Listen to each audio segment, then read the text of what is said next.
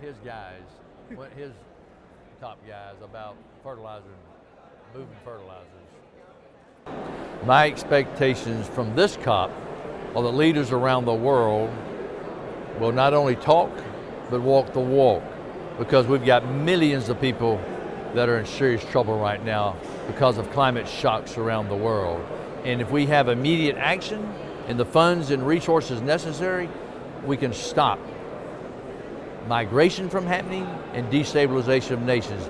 But the leaders have got to step up, and they've got to step up fast. Well, what we need, for example, on just early warning systems is about an additional $75 million for early warning. I'm telling leaders right now around the world, with all the problems that we're facing around the world, there's not enough money to fund everything. It's like you've got icebergs in front of the Titanic. Do you want to rearrange the chairs on the Titanic or avoid the icebergs? Loss and damage and other programs are very important. Adaptation programs, all of these things must be prioritized because they are icebergs, because the poorest of the poor countries facing the droughts and the flash flooding that they're facing right now will destabilize and have mass migration. But because of climate and conflict, what we're facing now, the amount of monies that we now need to stabilize nations, what we're facing right now, for example, like in Somalia, already 4 to 5 seasons of drought back to back to back. Syria, the worst drought in over 50 years.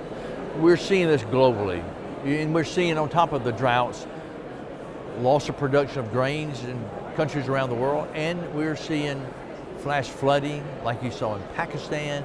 So we are in a time of turbulence, but we've got solutions so that people can adapt and survive. Failure to do that will mean we'll have more mass migration at an extraordinary cost that the world just cannot afford right now. Refugees don't want to leave home, but if they don't have food, any degree of peace, they'll do what they need to do for their children. Russia exports more fertilizer than anybody on planet Earth.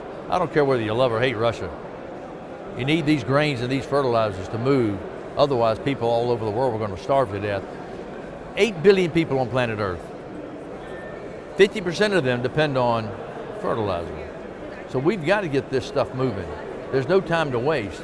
And the whole planet is at stake right now.